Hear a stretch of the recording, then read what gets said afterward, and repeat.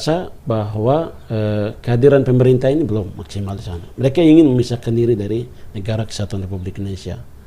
Tetapi yang saya melihat bahwa ini ketimpangan ini terjadi. Ini sebenarnya akumulasi dari ketimpangan, kekecewaan karena mereka itu belum dilibatkan dalam arah kebijakan daerah.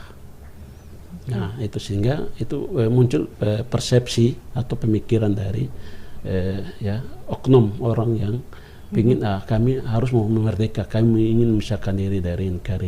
Ideologi Pancasila misalnya kita mau konsolidasikan, ada pihak yang melakukan semacam protes tentang itu, sehingga dengan melihat dinamika itu saya sebagai abdi negara. Yang kedua sebagai alumni Lemhanas. Nah, apa yang harus saya lakukan sebagai warga negara yang baik, mendapat penugasan negara, apalagi sebagai ketua DPRD non lembaga. Nah, sehingga selama ini ke arah kebijakan kita di Dewan, bagaimana Dewan mengikuti kegiatan-kegiatan baik di Lemhanas untuk menambah wawasan kebangsaan. Ya, jadi kita sudah lakukan itu, artinya secara bertahap. Nah, ikut mengikuti siklus anggaran. Nah, edukasi di tataran kita misalnya di Dewan, terus di tataran eksekutif. Karena nanti kita ini bagaimana konsolidasi lanjut komunikasi lanjut kepada masyarakat stakeholder. Nah, ini kan kita harus sendiri punya bekal punya pengetahuan dulu, knowledge tentang bagaimana konsensus kebangsaan tadi.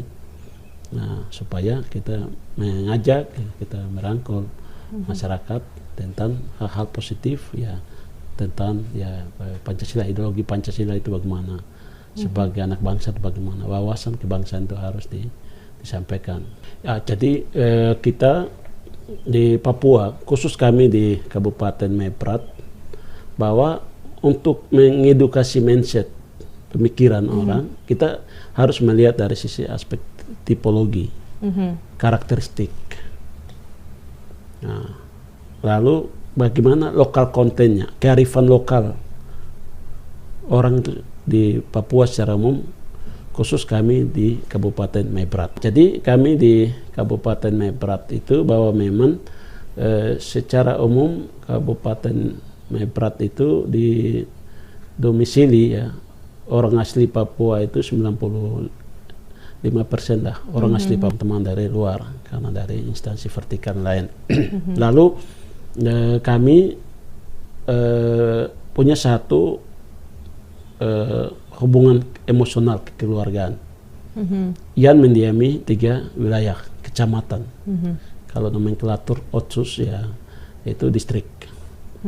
Nah, dulu sebut di masa Onderafdeling pemerintahan Belanda itu ada 3 wilayah, ada wilayah Hayamaru, ada wilayah Haitinyo, dan ada wilayah Haifat.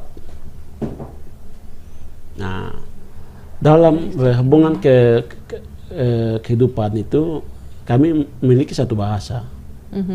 Kita mayoritas dari Nasrani. Nah, lalu ada prinsip hidup kami orang Meprat itu. Yang pertama itu anu beta tubat, itu slogan spirit dalam kegotong royongan. Untuk menyelesaikan sebuah masalah harus kita duduk bersama, sama-sama duduk, lalu bagaimana kita pecahkan masalah itu lalu bisa diselesaikan. Nah, itu spirit pertama yang ada di kami orang Meprat. Lalu yang kedua adalah ada spirit kearifan lokal, tapi sebenarnya adalah spirit iman. Itu ada janji atau hukum darurat bagi kami orang Meprat, yaitu Teofani. Teofani itu janji berkat, janji iman yang disampaikan dari Tuhan kepada hamba. Ada rasul, pendeta yang bertugas di sana, dia mendapat wahyu itu bahwa orang Meprat harus dalam kehidupan, semua dimensi kehidupan harus berpegang teguh pada janji berkat itu. Ada 4 prinsip. Pertama, pelihara kesatuan. Pelihara kesatuan. Yang kedua, pelihara kerendahan hati. Yang ketiga adalah pelihara kasih. Yang keempat adalah kehormatan kepada Tuhan dan sesama. Jadi mau ketemu siapa saja, agama mana, harus hormat. Anu Beta Tobat dengan Teofani prinsip 4 pesan tadi, artinya bahwa kalau di sounding ya, korelasikan dengan Pancasila, kami udah lakukan. Dan ya, itu ya, dengan pola kearifan lokal, iya, pola kearifan Maybrat begitu ya. Dan prinsip ini menjadi spirit moral. Nah, jadi di mana kita ada di situ, tampil kita beda. Karena itu tadi punya prinsip moral pribadi. Itulah itu yang wasiat, dipegang gitu ya. Itu kayak wasiat, turun-temurun, testimoni pribadi bagi kami orang Maybrat. Iya. Jadi biarpun kami ada di mana-mana, konsolidasi kekuatan kami itu karena berpegang kepada prinsip dasar tadi, sehingga kami ada di mana-mana itu nampak sekali. Banyak Terus nih kerja, ya kita jumlahnya tidak banyak, tapi kualitas ya mumpuni ya. Kami pernah ya orang Maybrat ada yang pernah jadi menteri, ada jadi rektor. Nah, sekarang ini rektor Unipa itu orang Maybrat. Nah, mantan wali kota baik di Papua Barat itu orang Maybrat. Karena itu tadi prinsip dasar tadi itu Anu Beta Tobat pegang prinsip itu. Lalu yang kedua adalah wasiat Teofani. Itu janji berkat itu sebuah lokal konten kearifan lokal yang menjadi spirit yang terinspirasi dalam kehidupan orang Maybrat di mana saja. Itu kita di Kabupaten Maybrat, karena kabupaten ini berada di daerah pegunungan, ya, ada Provinsi Papua Barat, Kabupaten Maybrat itu berada di daerah pedalaman.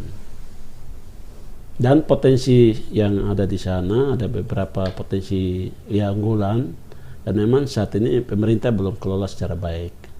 Pertama adalah potensi pariwisata. Pariwisata, berapa spot-spot tempat wisata yang luar biasa sekali. Ada danau, ada tempat juga namanya Petik Bina. Posisinya udah, jadi kalau misalnya fajar pagi itu keluar, dia udah langsung datar dengan gunung. Nah, jadi makanya tempat itu namanya Petik Bintang. Petik Bintang. Lalu itu dari aspek destinasi wisata, tetapi juga daerah pedalaman, potensi pertanian. Saya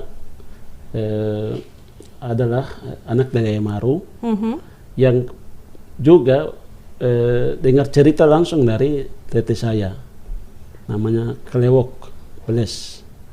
Kelewok Beles itu satu tokoh pemuda yang waktu itu mendampingi langsung Bapak Insinyur Soekarno, bahwa memang dalam sejarah itu tidak tercover, catat secara baik tentang perjalanan Insinyur Soekarno yang diasingkan di Ayamaru.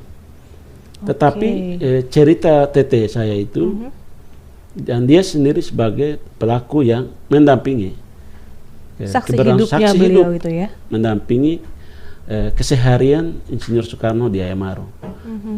Dan beliau tunjukin saya tentang gua yang diasingkan Soekarno itu, namanya Gua Lusep. Gua Lusep. Tempatnya Lusep. Lalu keseharian Insinyur Soekarno di Ayamaru, satu konsep dia yang waktu itu bersama masyarakat di Ayamaru membangun ada 2 gedung situs. Hari ini masih ada situs 2 gedung itu menjadi yang dilindungi pemerintah. Nah, dilindungi pemerintah. Jadi memang jejak peninggalan Soekarno di Maybrat itu ada 2 gedung itu ya. Ada 2 gedung itu sampai hari ini masih ada. Nah, sehingga masyarakat juga menyampaikan ke saya bahwa ini harus ditelusuri supaya Ayamaru ini jangan sampai tidak menjadi catatan sejarah perjalanan Insinyur Soekarno, karena diasingkan ke Ayamaru, setelah itu lalu ke Digul.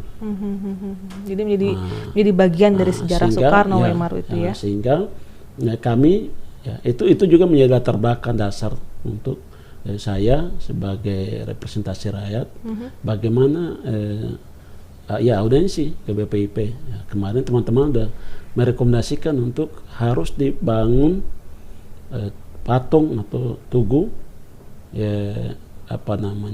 perjalanan Soekarno, Tugu Soekarno di Ayamaro. Nah itu sebenarnya melegitimasi perjalanan sejarah itu. Nah sehingga kemarin kita sampaikan, baik puji Tuhan, semoga ya kita kerja gotong royong. Apa yang nanti didukung oleh pusat, terus kami juga di daerah ya sharing APBD, ini penting sekali. Nah itu kemarin kami sudah sepakat, kebetulan teman-teman kedua fraksi yang saya bawa ini ya punya legitimasi politik kebijakan anggaran. Kita berharap di 2023 kita akan dorong untuk bangun.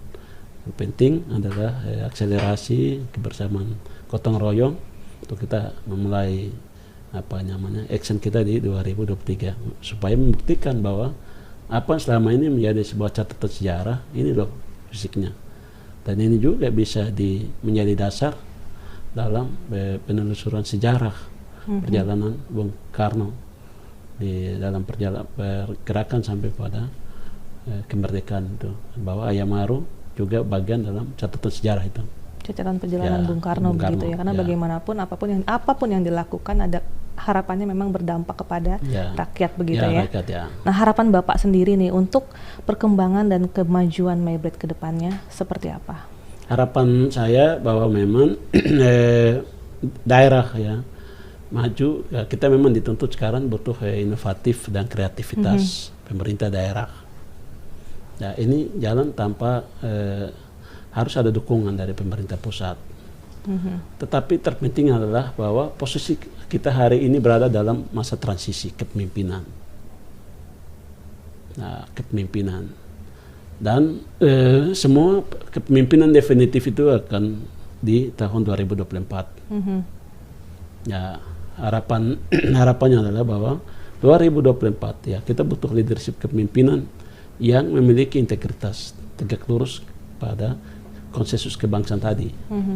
Harus supaya tegak lurus tetapi komitmen terhadap menjaga stabilitas politik dan kesejahteraan masyarakat itu, sehingga ketimpangan ya disintegrasi bangsa secara mindset pola pikir yang bertentangan itu harus dinetralisir supaya jaminan keamanan stabilitas politik itu jamin. Lalu bagaimana arah kiblat pembangunannya itu untuk kepentingan masyarakat. Iya, betul. Sehingga bagaimana implementasi dari Undang-Undang Dasar 1945 ya, sila keempat, keadilan sosial bagi seluruh rakyat Indonesia itu terkonsolidasi secara kontinu, secara komprehensif, dan ada input outcome dan ada hasil dan manfaat ya. Output outcome, hasil manfaat itu bisa dirasakan. Maybrit bagian integral dari negara kesatuan Republik Indonesia ya. Konsensus kebangsaan itu harus dimulai dari Maybrit karena itu menjadi perjalanan sejarah Bung Karno, dan juga orang-orang memiliki etos kerja, memiliki semangat juang tinggi dengan berpegang teguh kepada konsensus kearifan lokal tadi, anu beta tubat dan 4 prinsip dasar Tefani, bahwa menjaga persatuan, kerendahan hati, kasih dan kehormatan kepada Tuhan dan sesama umat manusia, warga negara yang ada di sana.